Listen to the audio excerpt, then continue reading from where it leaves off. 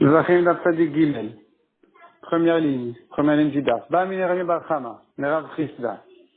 Mitaz al Beged Tame Maou. Un sang de khatat qui a touché un habit tamé, quel est son digne? Est-ce qu'il faut le laver ou pas? Quel est le safek? Puisque le sang, quand il touche l'habit tamé, il devient tamé. Donc dès qu'il devient tamé, il est pas soul. Or, un sang de khatat pas soul ne nécessite pas de laver l'habit dans la hazara. Donc ici on se pose la question, puisque le sang était tahor, et il n'est devenu tamé qu'en touchant l'habit. Donc ici on se pose la question, est-ce que ça c'est considéré comme un sang pastoul qui n'a pas besoin d'être lavé dans la zara, ou comme un sang caché qui doit être lavé dans la zara? Amar Ravuna Bered Rav Yoshua. Mi de Kamibaya Leachi. Puisque Rami Bachama s'est posé cette question, Shma Mine, on comprend de là que Rami Bachama pense que Aïta la chata kosher, venif cela, dans un cas où la khatat était à un moment donné kosher et puis ensuite elle est devenue psoula, en dama taoun kibous. Son sang n'a pas besoin d'être lavé dans la hazara. Malgré qu'il y a eu un moment donné où la khatat était kosher, puisque finalement elle est devenue psoula, eh bien, il n'y a pas besoin de laver son sang dans la hazara. Hanemile, donc son safek de Rami Bachama est le suivant. Est-ce que ce principe-là est valable que le Zéacharze? C'est-à-dire si ça s'est passé en deux temps, que d'abord le sang est devenu pasoul et ensuite il a touché l'habit. C'est dans ce cas-là qu'on dit que l'habit n'a pas besoin d'être lavé dans la hazara. Tandis que si ça s'est passé en même temps, que le sang est devenu pasoul en même temps qu'il a touché l'habit, dans ce cas-là, non. Aval de vatachat, lo. Dans ce cas-là, on ne dit pas que c'est un sang pasoul qui n'a pas besoin d'être lavé. Dans ce cas-là, on dirait que puisqu'au moment où il a touché l'habit, il était encore tao, un instant avant, donc il devait être lavé dans la zara. Odilma loshna. Ou peut-être, il n'y a pas de différence. Il n'y a pas de différence, c'est-à-dire puisque l'habit, finalement, quand le sang a touché l'habit, il était tamé, donc, c'est considéré comme un fantamé qui est touché la vie, qui n'a pas besoin d'être lavé. Voici le safek de Rabbi Bar Chama avec son explication. Amarle, Rav Chizda lui a répondu. Il a répondu la réponse suivante. Plugta de Rabbi Elazar de Rabbanan.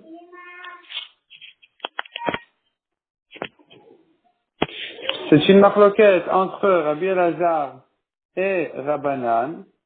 Si on considère dans ce cas-là que le sang doit être lavé dans la zara ou pas, si on considère ça comme un sang tahor ou pas, c'est-à-dire, est-ce que on considère que puisque le sang avant de toucher la vie il était tahor, donc il doit être lavé dans la zara, ou bien puisque en touchant la vie il est devenu tamé, donc il n'a pas besoin d'être lavé dans la zara, ça c'est une marloquette ça dépend d'une marloquette entre Rabbi Elazar et Rabbanan, Aliba de Rabbah, selon l'explication de Rabbah, ou que des cas tarif Abaye, et comme ce que Abaye l'a expliqué. Donc, comme ce qu'Abaye a expliqué à Rabbah qu'il faut interpréter la marloquette entre Rabbi Elazar et Rabbanan, comme on le verra tout de suite, eh bien, selon son explication, ça ressemble vraiment au safek de Rami Bar Chama.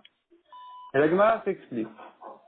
Détania, la Braïta dit, Rabbi Elazar Omer Mechatat. Mechatat, c'est l'eau de la para adouma. Donc, la para adouma, la vache rousse, on la brûle, on fait la shrita, ensuite on la brûle, ensuite on met sa cendre dans de l'eau de source, et cette eau-là, on l'asperge sur les smeim et ils deviennent théorim. Donc, on parle de smehemet, et, et c'est comme ça qu'il se purifie.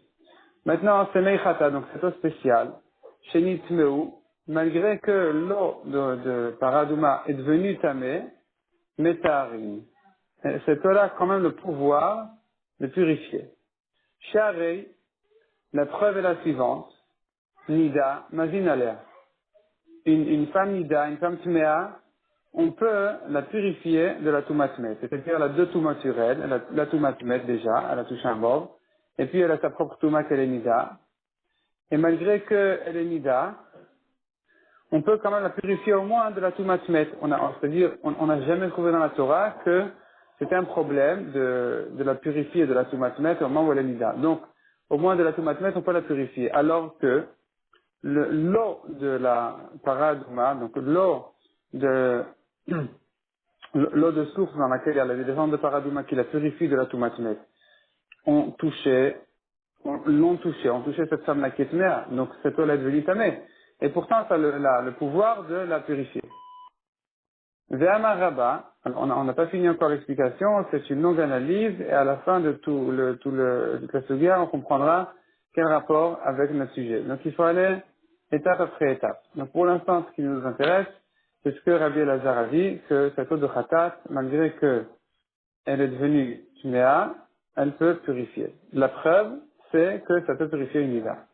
Ve'amar Rabba, Rabbi Elazar Beshitat Rabbi Akiva Rabbo Amara. Rabbi Elazar, donc c'est Rabbi Elazar ben Shamoua, qui est le Rabbi Elazar de la Mishnah, en général, il a dit cette halakha dans la vie de son maître Rabbi Akiva, de Amar, que Rabbi Akiva pense. À Avarat Kliar Gadem Akom Tameh, si on fait passer un ustensile au-dessus d'un endroit tamé, que Mounach Dami, c'est considéré comme si l'ustensile avait été posé sur l'endroit tamé. Detnan, comme on le voit dans la Mishnah, Aya Omed Chut Latanour, celui qui se tenait à l'extérieur du four. Ve Sheretz Batanour, et dans le four il y avait un Sheretz, donc un insecte. Les shratim de la Torah, c'est plutôt les souris, les rats. Il y a 8 sortes de shratim qui sont tmeim dans la Torah. Les autres, ils n'ont pas de touma. Donc, Ve Sheretz Batanour, il y a la touma dans le four. Veoshit Yado Lachalon, et il a tendu sa main au-dessus de ce four-là pour arriver à la fenêtre qui se trouvait derrière le four. Venatal et Halagin, et il a pris la cruche de l'eau de purification, de l'eau de Tahara, de Paradouma. Veviro al Pitano, et il a fait passer cette eau-là, cette cruche-là, au-dessus du four. Rabbi Akiva metame b'chachamim metari. Nous avons ici une marloquette, selon Rabbi Akiva c'est tamé, parce que Rabbi Akiva il considère comme si c'était posé, c'est-à-dire quand il a fait passer l'eau au-dessus du tanour tamé, du four tamé, c'était comme s'il avait posé sur le four. Ou bien appliqué, comme ce que la Gemara le dit tout de suite. Voici l'explication de la marloquette. Rabbi Akiva savoir que Mounach Dami. Rabbi Akiva il pense que c'est considéré comme si c'était posé sur le four, sur la touma, donc l'eau est devenue tamé. Les Rabbanan, c'est vrai là que Mounach Dami. Et les Chachamim, ils pensent que cette eau-là n'est pas considérée comme si elle était posée sur le four. Donc, puisque l'eau n'a pas touché le four, eh bien, c'est taor. Voici l'explication de Rabbah dans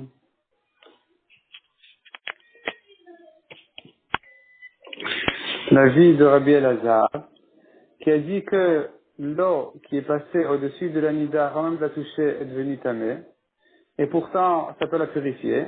Et c'est de là qu'on a prouvé que de l'eau de Paradouma, donc même si c'est de l'eau, même si c'est devenu tamé, ça peut purifier.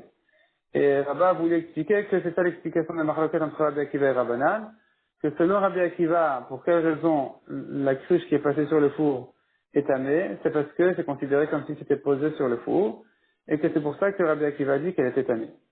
Ve'tiva Abaye, l'élève de Rabbah, c'était Abaye, et il a objecté, il a posé une question.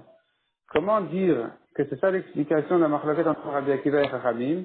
Donc comment est-ce que Rabbah voulait expliquer que Rabbi Akiva dit que c'est tamé parce que on considère comme quand c'est passé au-dessus du four comme si c'était posé sur le four c'est devenu tamé. Pourtant, modèle Rabbi Akiva, nous avons une braïta qui dit Rabbi Akiva est d'accord. Be'aza she'evira al-kli cheres tamé. Si en aspergeant de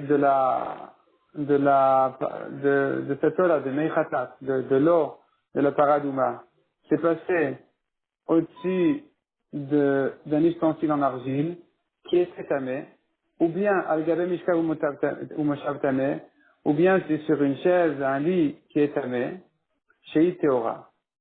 La goutte qui est passée au-dessus de ces objets-là qui sont tmeim, la goutte est restée Théora.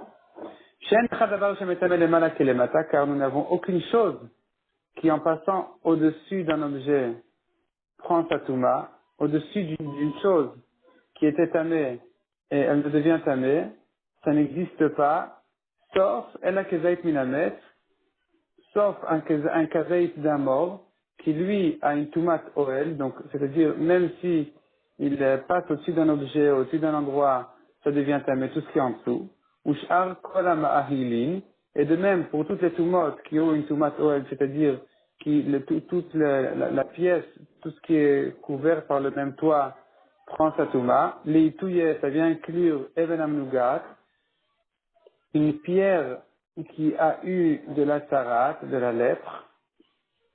Ce sont les deux seuls toumotes qui sont concernés par cette halakha qui dit que quand la touma elle passe au-dessus de quelque chose, eh bien la chose qui est en dessous de la touma devient tamée.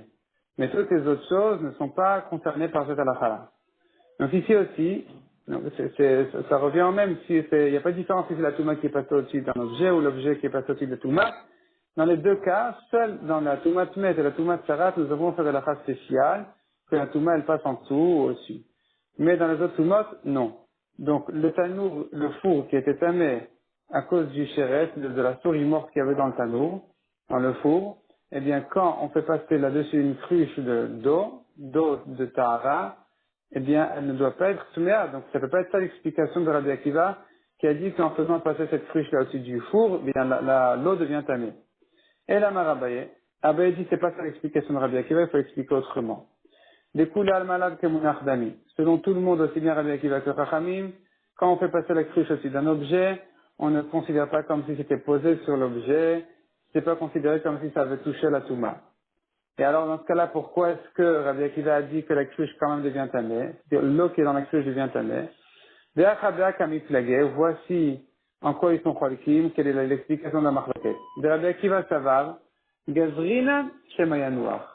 Rabbi Akiva il dit, il faut décréter, les Chachamim ont fait une zéra, de ne pas faire passer une cruche d'eau de Tahara au-dessus d'un objet tamé, comme ce four-là qui est tamé, de peur qu'il pose la cruche sur le four. C'est une zera de Rabbanan.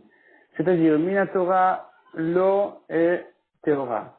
C'est que Chachamim qui ont dit que s'il s'habitue à faire passer des cruches d'eau de Théora au-dessus d'un four tamé, il risque de la poser au milieu.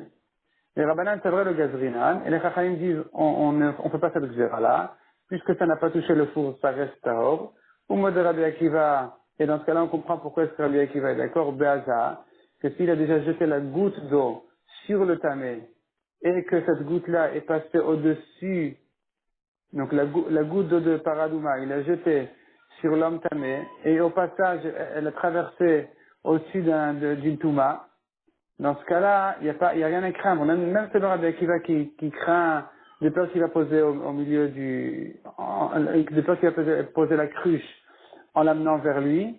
Ici, c'est pas possible puisque la goutte a déjà quitté son doigt et donc il peut plus rien faire avec cette goutte. Il ne peut plus la faire poser au milieu de son trajet. Keban de Napak, elle est déjà sortie de sa main, elle est sortie, c'est fini, il n'y a plus rien à craindre. Donc déjà, on comprend la marloquette entre Rabbi Akiva et Chachamim à propos de la cruche qui est passée au-dessus du four. Donc la marloquette, elle n'est pas est-ce qu'on considère comme si c'était posé ou pas, mais elle est est-ce qu'on craint qu'il risque de poser la cruche sur le four ou pas. Ça, c'est en ce qui concerne la marloquette de Rabbi Akiva et Chachamim à propos de la cruche qui est passée au-dessus du four. Revenons à la première marloquette entre Rabbi Elazar et Chachamim, que Rabbi Elazar a dit que l'eau de Paradouma, donc Meichatat, l'eau de Tahara, qui est devenue Tamé, ça purifie, puisque ça peut purifier une Ida. Quel rapport entre l'un et l'autre? Quelle est la preuve de Rabbi Elazar? Explique la Gemara maintenant. Le Rabbi Elazar de Rabbanan et Maïka Miflege, en quoi ils sont cholkim? Amar Abaye, Bedanin, Tumak, Duma, Mituma, Shebota, Shaka Miflege. Ils sont cholkim, est-ce qu'on apprend une Touma qui a précédé la Hazaa d'une Touma qui arrive en même temps que la Hazaa? C'est-à-dire, quand on fait la Hazaa sur la Nida, eh bien, la goutte d'eau de Tahara, de la Paradouma, elle devient tamée qu'au moment où elle touche la personne, la Nida. Dans ce cas-là, effectivement, c'est valable, ça la purifie. Mais est-ce que ça veut dire aussi que même dans le cas où la goutte était déjà tamée avant même de toucher la personne, est-ce que dans ce cas-là aussi on dira que ça ressemble au cas où c'est devenu en même temps tamé, en même temps que ça touche à la personne? Et que dans ce cas-là aussi, on dirait que la zaï est valable et la goutte rend tahor?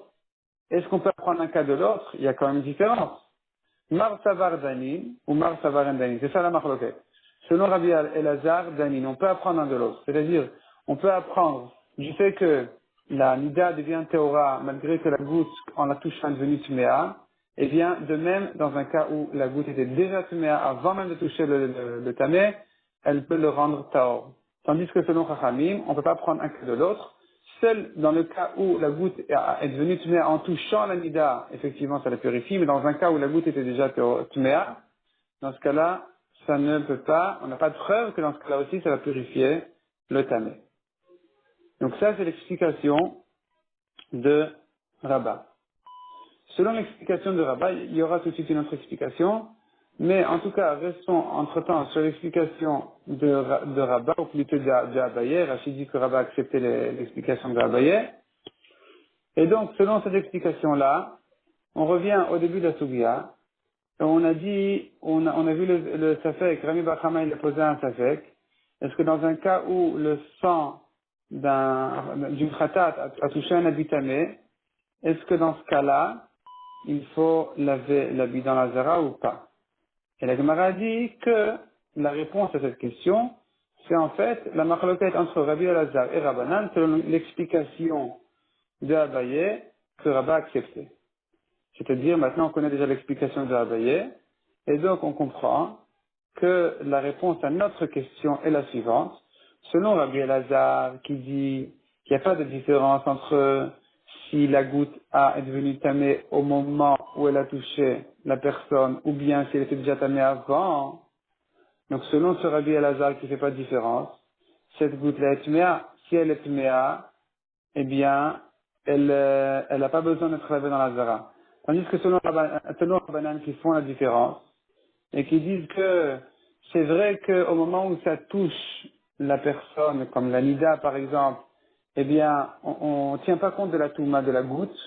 La goutte elle est devenue tméa en touchant la nida, la goutte d'eau de tahara. En ce qui nous concerne, c'est la goutte de sang, c'est le sang, la tache de sang qui est arrivée à l'habit. Au moment où l'habit a touché la goutte, a touché le sang est devenu tamé. Mais dans ce cas-là, il faut quand même laver l'habit dans la zara, puisque ça ne ressemble pas au cas, c'est les Chachamim qui font la différence, ça ne ressemble pas au cas d'un sang pas saoul, avant même de toucher l'habit, qui lui n'a pas besoin d'être lavé dans la zara. Mais si il a touché l'habit et en même temps il est devenu pas saoul, dans ce cas-là, on pourrait dire qu'il doit lui être lavé dans la zara. Rava Amar. Le Kul Alma Endanin. Rava propose une autre explication à la marloquette entre Rabbi Elazar et Rachamim. De Kul Alma, selon tout le monde, Endanin. On ne peut pas apprendre un cas de l'autre. On ne peut pas prendre le cas où la Zaha est devenue, la goutte de la Zaha est devenue tmea au moment où elle a touché le tamé. On ne peut pas prendre de là que ce serait valable aussi dans le cas où elle était tmea, la goutte, avant même de toucher le tamé. Mais ici, voici la marloquette. En quoi ils sont cholkim? De Rabbi Elazar Savar, Azat Sichashio, ou Mitztarfin de Azot. Selon Rabbi Elazar, il y a une certaine quantité minimum pour la Azaa. Donc la goutte de la Azaa, il faut asperger une certaine quantité minimum d'eau de Tahara, d'eau de la Paradouma, sur le tamé, pas moins que ça.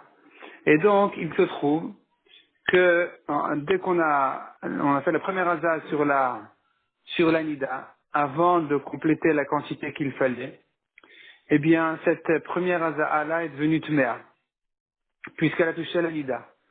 Et pourtant, elle n'a pas encore purifié la Nida, et c'est qu'avec la deuxième Azaa qui vient compléter la quantité qu'il faut, que là vient la Tahara de la Nida, alors que c'est un cas où la goutte était déjà Tmea avant même de compléter la Tahara.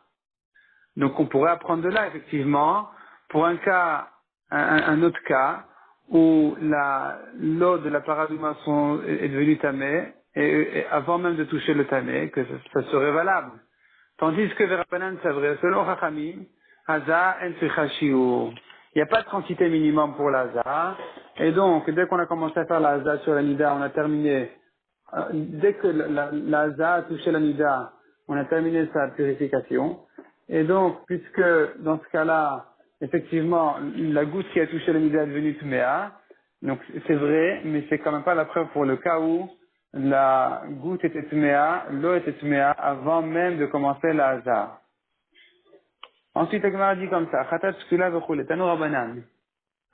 Nous, on sait qu'une khatat psula n'a pas besoin d'être lavée, son sang ne doit pas être lavé dans la zara quand il a touché un habit. Tanu Rabbanan midama, de son sang c'est écrit dans la Torah. Ici, on fait un miout, ça vient exclure quelque chose, midam kshira velo midam psula. Que de son sang, elle et pas une autre khatat, et qu'une khatat kshira, pas une khatat psula.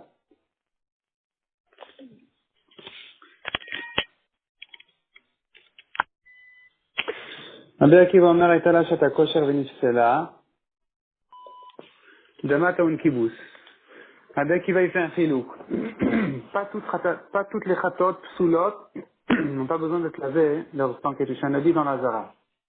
Ça dépend si elle a eu à un moment donné une cacheroute, est-ce qu'à un certain moment elle était kshera ou pas. Donc, Aïta la chata kosher, si à un moment donné elle était kshera puis ensuite elle a eu un psoul, damat ou un kibous. Son sang a besoin d'être lavé dans la zara. Tandis que là, Aïta la chata kosher venifstela, dans un cas où elle n'a jamais été kshera, en damat ou un kibous. Ici, il n'y a pas besoin de laver son sang dans la zara. Le Rabbi Shimon Omer, Echad ve Echad, dans les deux cas, en damat ou un kibous, puisqu'aujourd'hui l'expula, elle doit pas être lavée dans la zara. Maïtama de Rabbi Shimon, d'où Rabbi Shimon, il fait exclure les deux degrés de psoul, ktiv ota ou ktiv midama. Il y a deux fois un liout dans la Torah. Ktiv ota, elle, que elle, ou ktiv midama, son sang à elle et pas une autre. Chad, leichad, aïta, loshat, kosher. Et donc, un pasuk vient exclure une khatat, une khatat psoula, même si elle avait un moment de kashrut. Et le deuxième pasuk vient pour une khatat psoula qui n'a jamais été kshera. Le Rabbi Akiva Ota, qu'est-ce que Rabbi Akiva, il apprend, il exclut du mot Ota, prat le trouma, ça vient exclure la trouma. Ça vient exclure la trouma que quoi? Ça vient exclure d'une autre halakha qui concerne la khatat. La khatat, quand on la cuit dans une marmite, eh bien, il faut laver la marmite dans la hazara, de manière à sortir toutes les bliotes, le goût, c'est-à-dire le goût de la khatat qui a été absorbé dans la marmite, qui a été avalé dans les parois de la marmite, il faut le sortir de la marmite une fois que c'est devenu notar le lendemain, c'est devenu pasoul, puisque son délai est passé. Donc, cette halakha-là, c'est de cette halakha-là qu'on vient exclure la trouma, pour dire que la trouma, elle n'a pas besoin d'être, il n'y a pas besoin de laver la marmite dans laquelle on a cuit la trouma. Le Rabbi Shimon le Tane, ça c'est Rabbi Akiva. Et qu'est-ce que Rabbi Shimon il va dire? D'où est-ce que Rabbi Shimon il sait qu'il n'y a pas besoin de laver les marmites de trouma? D'Amar, Rabbi Shimon il pense Kodashim Kalim Entounin Merika ou Shtifa. Rabbi Shimon il pense que même les Kodashim Kalim qui sont des korbanot, comme le Maaser, comme Maaser Bema, comme le Bechor, comme le Shlamim, Toda, ces korbanot qui ont un degré de boucher un peu plus légère, eh bien, n'ont pas besoin d'être, leur marmite n'a pas besoin d'être lavée dans la zara. Le chol sheken tourma, j'ai pas besoin d'un pasouk pour m'exclure la tourma de cette halakha, puisque même les kodashim kalim n'ont pas besoin d'être lavés. Kalvachomer, la tourma, les marmites dans lesquelles on cuit la tourma n'a pas besoin d'être lavée. La Mishnah dit, mitaz minasavar la beged, quel sang doit être lavé? Quel sang qui a touché un habit doit être lavé dans la zara? Si le sang a été projeté directement du cou de la bête sur l'habit, eno taoun kibous. Il n'a pas besoin d'être lavé. De même, mina keren ou mina yesod, une fois que le sang a déjà touché le misbéach, au keren ou au yesod, eno taoun kibous, si après il a touché un habit, eh bien, il n'a pas besoin d'être lavé dans la zara. De même, l'ishpach ala rispa ve'asapo, si le sang était versé par terre, et on l'a ramassé, en taoun kibous. Il n'a pas besoin d'être lavé. En taoun kibous n'a besoin d'être lavé que, et la dame chez Nitkabel Bekli, le sang qui a été reçu dans l'ustensile, dans le kli charet, Veraoui Lazar, et qui maintenant est destiné à être aspergé sur le misbéach, et mis sur le misbéach. Tano Rabbanan,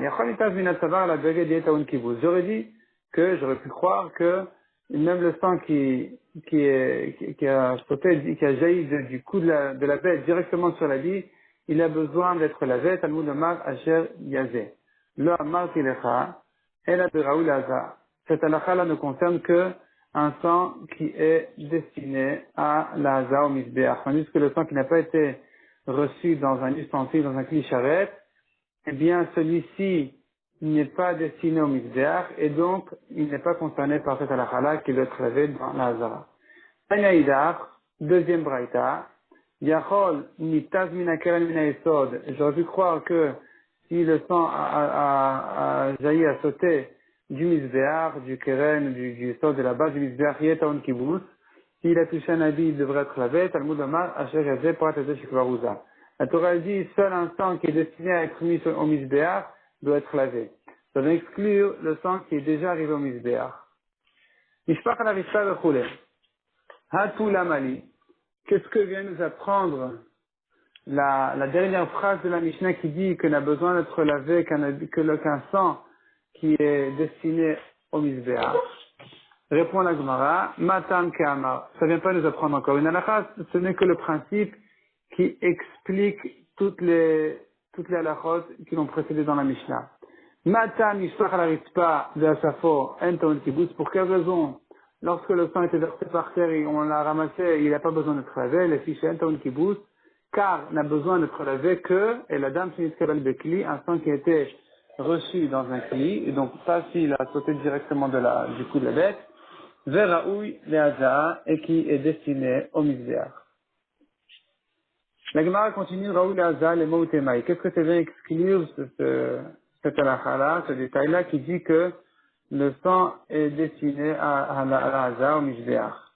Les mots répond la Gemara, ça vient exclure, qui belle Pachat Mikda Beklisé ou Pachat Mikda Azaya Beklisé. Si il a reçu le sang dans deux bols différents, et dans chacun il y avait moins que la quantité du nazar, après il les a versés un dans l'autre, donc maintenant il a une quantité suffisante, et cependant, si ce sang-là va toucher un avis, il n'a pas besoin de lavé dans la nazar. Détail. Rabbi Khalaf Ben Shaul Omer. Kidesh, ici ça concerne pas ça parle d'autre chose, ça parle pas du sang de la khatat, mais ça parle de Kiddush. Kiddush, ça vient dire toujours l'eau de la paradouma. Donc, Kiddush Pachot Mikdash Zaya, si il était Mekadesh l'eau de source avec la cendre de la paradouma, mais la quantité était insuffisante, elle n'était pas la quantité qu'il faut pour la Zah, pour asperger sur le tamé, Beklisé, dans un kli, ou Pachot Mikdash Beklisé, de même, dans un autre kli, il a pris une quantité insuffisante, l'eau Kiddush. Eh bien, ça ne reçoit pas la qualité de l'eau de la paradouma. Ibayalu beda maou. Et on s'est posé la question, quel est le din dans le cas du sang d'une khatat qui a été reçu dans deux kélim différents et que dans chacun il y a moins que la quantité qui est nécessaire pour la zah. Hil Chetaï, quelle est l'explication du Tafek? Est-ce que c'est une halakha de Moshe Misinaï ou Meil Cheta lo Gamrinan? Et donc on ne peut pas prendre de la paradouma pour le sang de la khatat et de dire que même que dans la paradouma, eh bien, on ne peut pas recevoir dans deux kilim différents et après ensuite mettre un dans l'autre. Et ça c'est une halakha spéciale qui a été apprise à la halakha de Moshe Misinaï à propos de la paradouma. On ne peut pas prendre de là pour autre chose puisque de la halakha de Moshe Misinaï, on ne peut pas comparer aux autres halakhot. Odilma, ou bien non, c'est pas une halakha de Moshe Misinaï. Atamaï ta'ama dichtiv. Pour quelle raison on a dit ça à propos de la paradouma? C'est parce qu'on a un pasouk. Vetaval bamaï, il trempera son doigt dans l'eau. Achina, et donc on comprend de là que bamaï, il faut qu'il y ait suffisamment d'eau pour la za'a. Achana niktiv vetaval badam, ici aussi c'est écrit, il mettra son doigt dans le sang, il trempera son doigt dans le sang pour faire la zomisbéa. Donc ici aussi on devrait comprendre de là qu'il faut que la quantité de sang doit être suffisante dans le premier cli qui a reçu le sang directement de la khatat, de la bête. Donc on est en safek maintenant. Est-ce qu'on peut recevoir le sang du korban dans deux kélim différents alors que dans chacun des kélim il n'y a pas une quantité suffisante ou non? Est-ce que ça ressemble à l'eau de la paradouma ou pas? Puisque là-bas c'est pasoul. Est-ce que ici c'est pasoul ou pas? Tashma. Dama Rabbi Zrika Rabbi Elazar. Ah, Bedam, Lokidesh. En ce qui concerne le sang de la khatat, non plus, c'est pas valable de le recevoir dans deux kelim. Amarava, Tanya. Donc, avant de continuer, donc, maintenant, on boucle le sujet. C'est ce que la Mishnah a dit, Raoul Hazar, ça vient exclure un sang qui a été reçu dans deux kelim différents, alors que dans chacun, il n'y a pas eu une quantité suffisante. Et donc, on vient apprendre de notre Mishnah que c'est pas un sang qui est cachère, et donc, s'il a touché un habit, il n'a pas besoin d'être lavé dans la Zara. Amarava. Tanya, la Braïta dit Vetaval, velom et sapeg. Il trempe son doigt dans le sang et il ne l'essuie pas. Badam, atir badam shirutvila. Il faut qu'il y ait une quantité de sang suffisante pour tremper son doigt sur la zare. Meikaro, depuis le début, le moment où on a reçu le sang de le cli. Minadam chez Beinian. Il s'agit du sang dont on parle dans le contexte, ici. Et la Gemara explique par la suite ce que ça veut dire cette phrase. Maintenant, la Gemara revient. Badam.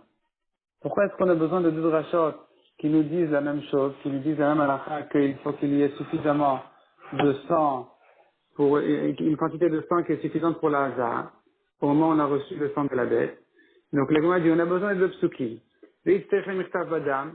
Il y a besoin du pasuk qui nous dit de la dracha de Badam qu'il y a assez de sang. Vetaval. Si on n'avait que le pasuk qui dit Vetaval, il trempe son doigt, de là on a compris qu'il faut une quantité de tvila, pour pouvoir tremper son doigt dedans. Ava Amina, Apalpi, de l'ekashir tvila, Mikaro. J'aurais dit que l'essentiel c'est au moment où il trempe son doigt qu'il y a assez de sang. Il n'y a pas besoin que depuis le début il y ait une quantité suffisante. C'est pour ça que Katav Achmana Badam, c'est pour ça qu'on a besoin de la deuxième dracha qui dit Badam dans le sang depuis le début, il doit être en quantité suffisante. Dit Katav Achmana Badam, et si on n'avait que le pasteur qui dit Badam dans le sang, Avamina Atulu Mesapek, j'aurais dit il peut essuyer son doigt, Katav Achmana Vetaval, Vetaval. C'est pour ça que Torah dit non, il doit tremper, il met son doigt dans le sang, et puis ensuite il fait directement la hazar, sans essuyer son doigt au passage. Ensuite, revenons à la Braïta, l'Igma demande qu'est-ce que ça veut dire cette phrase-là qu'on a vue. Minadam chez Beinian. Minadam chez Beinian, les mots utema. Et qu'est-ce que ça vient exclure quand on dit du sang dont on parle dans ce contexte? Amarava, les mots shiraim chez Beetzba. Ça vient nous dire que les restes du sang qui se trouvent sur le doigt, ils sont psoulim. Mais ça y est, la Rabbi Elazar, dans Rabbi Elazar, shiraim chez Beetzba psoulim. On peut pas faire une hazaa avec des restes de sang de la hazaa précédente. C'est-à-dire, à chaque fois que le Kohen fait une hazara, il doit retremper son doigt dans le sang. Amar les Ravin, Bar Rav Ada. Les Rav. Amar Talmidra, ton élève a dit, Amar Rav Amram, Tanina, la Braïta dit, Ayamazé, Veniza Zamiado. Celui qui fait la hazarot, et que la goutte de la hazara, elle a touché un habit. Ad Shelohiza, si cette goutte-là a touché l'habit avant la hazar, taoun kibous, il faut laver l'habit. Mishaïta, mais si après la hazar, il lui reste un peu de temps et ce sang-là a touché l'habit, eh bien, un taoun kibous, il n'y a pas besoin de laver cet habit-là dans la hazara. Malabachika Amar, la Gemara dit peut-être que l'explication ici est la suivante. Ad Shelo Gamar Mila Azot, tant qu'il n'a pas fini toutes les hazarot, taoun kibous. Il faut laver le sang. Miché Gamar la Azot, mais dès qu'il a terminé toute la Azot, un taoun kibous. Et donc, on voit de là que même les restes du sang qui lui reste sur le doigt après chaque Azaa, eh bien, il est aussi taoun kibous, il faut le laver, puisqu'il n'a pas terminé toute la Azot. Alors que nous, on a dit que le shirem sheba etzva, les restes du sang qui restent sur son doigt après la Azaa, ils sont pas concernés par cette halakha de laver le sang qui a touché la vie. Répond la Gemara, alors, c'est pas ça le pshat, achike amar. Tant que la haza n'a pas quitté son doigt, sa main, taoun kibous. Il doit laver la vie. Puisque c'est une goutte de sang qui est destinée à la haza. Mishak tazam yado, mais à chaque haza, dès qu'il a terminé sa haza, le sang qui lui reste sur le doigt, eh bien, ce sang-là, un taoun kibous, il n'a pas besoin d'être lavé. Et donc, au contraire, ça vient renforcer notre Mishnah. On a vu que la Mishnah vient exclure le sang les restes du sang. Comme on a dit, pardon, c'est pas notre Mishnah, c'est la Braïta qui a dit Minadam chez Baïnian, le sang dont on parle. Donc, un sang cachère et pas les restes de sang. Et tu vas Abaya a objecté. Gamar Mila Azot, une fois que, ici, on parle plus maintenant de Azot de la Khatat, on revient au Azot de la Para Adouma. Donc, Gamar Mila Azot, donc c'est pas du sang, c'est de l'eau. Le Kohen qui a terminé de faire ses Azot, Mekaner Yado, non, pardon, ici, non. Dans la Para Adouma, il y a aussi des Azot à faire de son sang, du sang de la Para. La Para Adouma, ça marche comme ça, on y fait la Shrita, on fait la Shrita à la vache, ensuite, on reçoit son sang, et le Kohen, il fait cet Azot du sang de la Para. En face, il se trouve sur Arazetim, Aramishra, et il fait en direction du Echad, 7 Azaot. Après, on brûle la para, on brûle la vache, et puis on met sa cendre dans de l'eau de source. Ensuite, cette eau-là, on l'asperge sur le tamet, c'est comme ça qu'on le purifie. Mais au départ, il y avait une aza du sang de la vache. Maintenant, Galam il a azot, une fois qu'il a terminé de faire ses azotes, là, du sang de la vache, mais Kaner, qui a donné le goufa chez le para, il essuie sa main sur la vache morte, après la shrita. Gamar in, le gamarlo, on comprend de là que s'il n'a pas terminé toutes les azotes, il ne peut pas essuyer encore ses mains sur la vache. Donc on voit de là que les restes de la haza, de la première haza, sont kshérim pour la deuxième haza. Amarle, alors il a répondu, Gamar mekaner et goufa shel para. S'il a terminé toutes les azotes à ce moment-là, il peut déjà essuyer ses mains, il doit essuyer ses mains des restes du sang sur la vache elle-même, puisqu'il faut brûler la vache avec son sang. Logamar, mais tant qu'il n'a pas terminé toutes les azaot, entre une aza et l'autre, des 7 azaot, mekaner etzbao, il n'essuie que son doigt. Où il essuie son doigt. Bishlam gamar mekaner edo vegoufa shel para. La Gemara dit, je comprends, quand il a terminé toutes les azaot, il essuie sa main sur la vache elle-même, chez Neymar, il doit brûler la vache en face de lui avec son sang. Elle, c'est la suite du pasouk, que la Gemara ne ramène pas. Et là, mais quand il essuie son doigt entre l'azote, où est-ce qu'il essuie son doigt? Amarave l'isfat mazrek, l'isfat mizrak, sur le bord du bol, qui a reçu le sang de la vache au moment de la shrita, qui décrit kforezav. Kforezav, c'est-à-dire, c'est les bols, les mizrakim, les bols qui reçoivent le sang de la shrita, ils sont appelés aussi kforezav. Le mot kforé veut dire kapara, veut dire essuyer, comme une kapara d'une avera qui vient dire que Akadosh Baruch Hu, il essuie la saleté de l'avera. Eh bien, les bols aussi ont un certain, ils servent à ça aussi, à essuyer des fois les doigts des kohanim. Et donc, on apprend de là qu'entre une aza et l'autre, eh bien, le kohen doit essuyer son doigt, il doit enlever le sang, les restes du sang de son doigt du côté extérieur du bol qui a reçu le sang de la vache. Alors la Mishnah dit, Nitaz ala or, si le sang a touché, maintenant pas un habit, mais la peau d'une bête, Atzele Ufshat, avant de péter la bête et notamment kibous, il n'y a pas besoin de laver dans la zara, Michel Ufshat, une fois qu'on a déjà dépecé la peau, que la peau est sortie déjà complètement de la bête, Taoun kibous, livré Rabbi Yehuda. Là, il faut laver le sang. Rabbi Elazar Omer, Af Michel Ufshat et notamment kibous. Et là, puisque le principe dit que on n'a pas besoin encore de laver, seulement, mais comme Adam, il ne faut laver que l'endroit précis où le sang a touché, Vedavar chez Raoul et Kabel Touma, et un objet, comme un habit, qui est susceptible d'être tamé. Or, la peau, tant que c'est pas devenu un ustensile en cuir, qui est terminé, qui est Raoul et Kabel, il n'est pas Raoul et Kabel Touma, et donc il n'est pas concerné par cette halakha. Et troisième condition, Raoul et Kibbutz, il faut que cette chose-là que le sang a touché doit être Raoul et Kibbutz, qu'on puisse la laver. La Mishnah ajoute encore, Echad ha-beged, vechad ha-sak, vechad ha-or, tonim Kibbutz, ces trois choses-là, donc l'habit, le sac, c'est fait des poils de chèvre, vechad ha-or, et le cuir, tonim Kibbutz, ils doivent être lavés. Kibbutz est comme kadosh, et on le lave d'avka seulement dans la zara, uniquement dans la zara, ou je dois être comme kadosh, et de même, les ustensiles en argile qui ont absorbé des kodashim, du goût des kodashim, après que le délai est passé de manger le korban, eh bien, il faut casser ces ustensiles-là, puisqu'on n'a pas d'autre manière de sortir le bliot, de sortir le goût qui a été avalé dans les parois du Kli. Et donc, il faut le casser le Makam Kadosh dans la Hazara. De même, Umrika ou Shtifa, si c'est une marmite, non pas en argile, mais en, en métal, eh bien, on doit la laver, Bikli Nechoshet, de cuivre, le Makam Kadosh, dans la Hazara. Deux Chomer Bechatat, et Kodesh Kodashim, voici le Chumrot de la Khatat, plus que les autres Kodesh Kodashim. Que la Khatat a fait la Khot spéciale, donc que son sang, s'il a touché un habit, il doit être lavé dans la Zara, et il faut, il faut frotter les marmites dans lesquelles on a cuit la Khatat. Non, Rachid dit que ça ne se rapporte que sur le kibbutz, que sur la halakha de laver l'habit.